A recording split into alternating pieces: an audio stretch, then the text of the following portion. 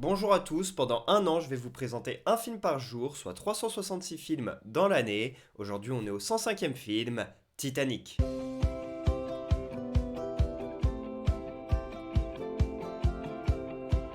Titanic est un film sorti en 1994, réalisé par James Cameron. C'est une fiction qui est basée sur le naufrage du Titanic. C'est bien évidemment l'un des films les plus célèbres de la planète. Il met en avant l'histoire d'amour complètement folle entre Rose et Jack, interprétés par Kate Winslet et DiCaprio, deux acteurs qui deviennent des stars mondiales au moment de la sortie du film.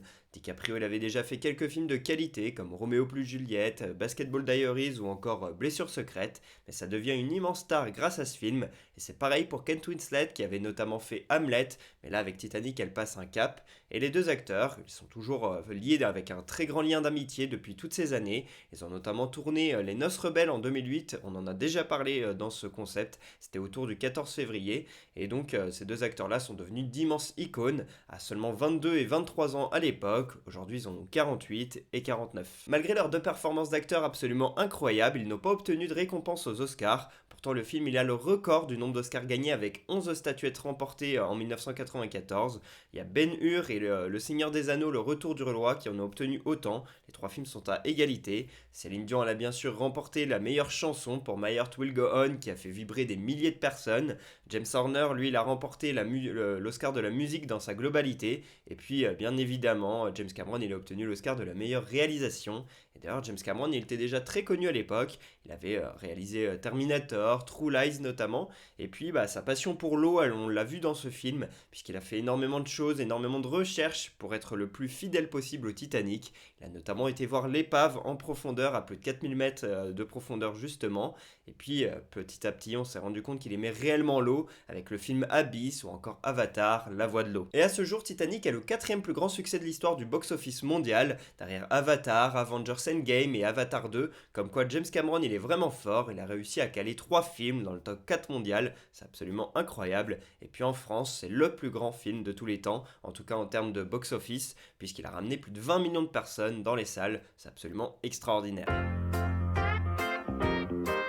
Si je vous parle de ce film aujourd'hui, c'est parce que le naufrage du Titanic a eu lieu dans la nuit du 14 au 15 avril 1912, il y a 112 ans jour pour jour, et tous les ans on découvre de nouvelles choses sur le Titanic, j'ai l'impression, encore plus depuis la sortie du film où il est devenu complètement célèbre, c'est l'une des catastrophes les plus connues de l'histoire, le naufrage le plus célèbre, c'est une vraie référence ce paquebot, et tous les ans on découvre des trucs, l'année dernière il y a des gens qui ont été dans un sous-marin essayer d'aller voir l'épave mais ils ne sont jamais remontés, le sous-marin n'était pas très homologué etc.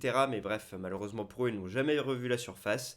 Puis James Cameron, il a aussi fait un documentaire sur le Titanic. Il est vraiment passionné par ça. Il a été plusieurs fois le voir. Et donc, du coup, on peut justement essayer de mieux comprendre qu'est-ce qu'il était dans ce documentaire si ça vous intéresse et que vous avez envie d'aller plus loin après ce film. Et même si on a l'impression de tout savoir sur le Titanic, en préparant cette vidéo, j'ai appris de nouvelles choses. En fait, le Titanic, on le sait tous quasiment, il est parti de Southampton pour aller à New York. Mais ce que je ne savais pas, c'est qu'il avait fait des escales à Cherbourg et en Irlande. Donc il y a certaines personnes qui étaient dans le bateau au départ et qui ont décidé de s'arrêter à Cherbourg ou en Irlande parce que c'était leur destination et donc qui peuvent dire j'étais dans le Titanic mais je n'ai pas connu le naufrage. Ils ont eu bien de la chance et ils ont bien fait de s'arrêter avant. Et pour information aussi, le Titanic il faisait 269 mètres de long. C'était vraiment une prouesse technique à l'époque. Il y avait environ plus de 2400 personnes, 2491 très exactement, qui étaient dans le bateau au moment du naufrage. Plus de 1500 sont décédés, malheureusement noyés pour la plupart.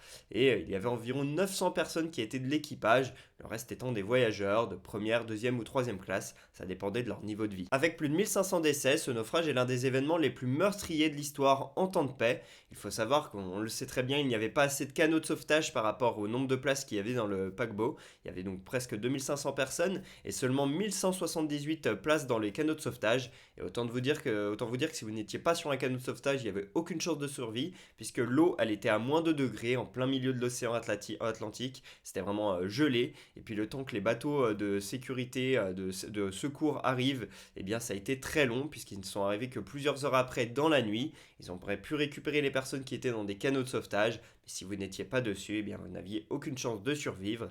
Et puis le lendemain, le 15 avril au matin, tous les survivants sont arrivés dans le bateau de survie à New York, puisque l'accident a eu lieu, le naufrage a eu lieu très proche de New York finalement, ils étaient pas loin d'arriver.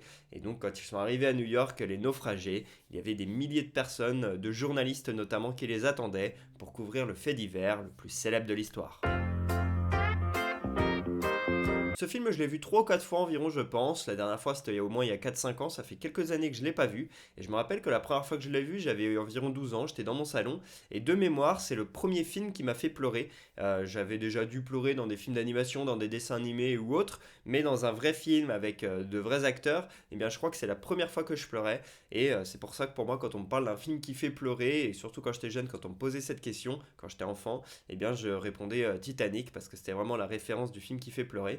Et je me rappelle très bien ne pas avoir trop pleuré finalement au moment, voilà, au moment fatidique du naufrage entre les deux personnages, etc. Mais plutôt en voyant certaines scènes avec des personnages secondaires, notamment des enfants, etc.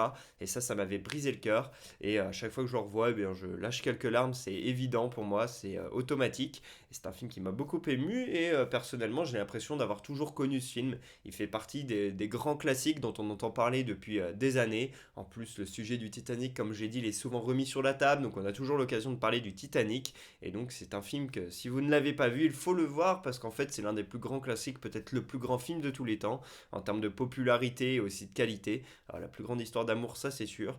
Et donc je pense que pour la culture, etc., et puis pour connaître, c'est toujours intéressant de regarder ce film. Et par contre, à titre perso, James Cameron, je suis pas forcément le plus grand fan. J'aime beaucoup Titanic forcément, mais ses autres films un peu moins. Avatar par exemple, quand il est sorti, je n'ai pas aimé et j'ai mis au moins presque 10 ans avant de vraiment apprécier Avatar. J'ai dû le voir 4-5 fois et c'est que la dernière fois que je l'ai vu que j'ai réellement pu apprécier. Pendant des années, je comprenais pas trop le phénomène et tout parce que visuellement, certes, c'est magnifique, mais le scénario m'avait pas forcément plu, j'avais pas trop accroché avec l'histoire. Puis j'ai vu Avatar 2, La Voix de l'eau au cinéma, et certes, visuellement, c'est incroyable, j'ai pris une claque visuelle, c'était vraiment magnifique, une expérience comme j'en avais jamais vécu, mais pareil, le scénario ne m'avait pas trop plu, donc finalement, James Cameron, pour moi, c'est surtout Titanic, même si bon, il faut quand même reconnaître qu'Avatar, c'est assez fou ce qu'il a fait. Je mets un 20 sur 20 à ce film, je pense qu'on peut pas vraiment mettre autre chose à Titanic, c'est déjà en termes de popularité absolument exceptionnel, tout le monde connaît ce film, puis c'est une histoire d'amour fantastique, DiCaprio, Kate Winslet, des acteurs que j'ai découverts grâce à ce film, et puis en fait ils ont une filmographie absolument exceptionnelle, c'est peut-être DiCaprio l'homme qui a la plus belle filmographie du cinéma, et Kate Winslet elle peut aussi être dans le débat de la femme qui a la plus grande filmographie, elle a des tas de films absolument incroyables, iconiques, je pense à Eternal Sunshine, à The Reader, Nos Rebelles, etc. Enfin bref, il y a plein de grands films qu'elle a fait et je les ai découverts dans ce film. Il y a aussi une magnifique chanson de Céline Dion, une bonne bande originale, tout le bateau, le paquebot, il est super bien reproduit, les scènes sont formidables. Il y a vraiment aussi de la belle réalisation, il y a plein de belles choses en fait. Puis ce scénario qui nous brise le cœur. Donc bref, je suis obligé de mettre 20 sur 20. Des anecdotes sur le Titanic, il y en a plein, comme le fait que dans la scène où Jack il est en train de dessiner Rose, ce ne soit pas la main de DiCaprio que l'on voit à l'écran, mais la main de James Cameron. Comme j'ai dit, James Cameron il a plongé à 4000 mètres de profondeur pour aller voir l'épave du Titanic et pouvoir le reproduire au mieux, et son frère Mike il travaille avec lui, et il a créé une toute nouvelle caméra pour être capable de supporter la pression à 4000 mètres de profondeur. La salle des machines que l'on voit dans le film, elle n'a pas été reconstruite en entier, seule une partie a été reconstruite, et en fait ils ont placé des miroirs pour donner cette sensation de nombre et faire croire qu'ils avaient tout reproduit. Le tournage a été très long, il a duré plus de 160 jours étalé sur 8 mois et James Cameron au total à la fin il avait plus de 12 jours de rush, bon courage pour le montage. Seule la partie droite du Titanic a été reconstruite, soit la partie tribord, mais lorsque le bateau est parti de Southampton, il est parti de son côté bâbord, de la gauche, et donc il a fallu tout inverser pour donner l'impression justement qu'il partait bien de la gauche, et donc notamment avec un effet de caméra ils ont pu avoir cet effet inversé, mais sauf qu'ils ont dû également inverser toutes les inscriptions qu'il y avait sur le bateau, sur les casquettes, etc. Il y a quelques petits faux raccords, mais globalement on n'y voit que du feu.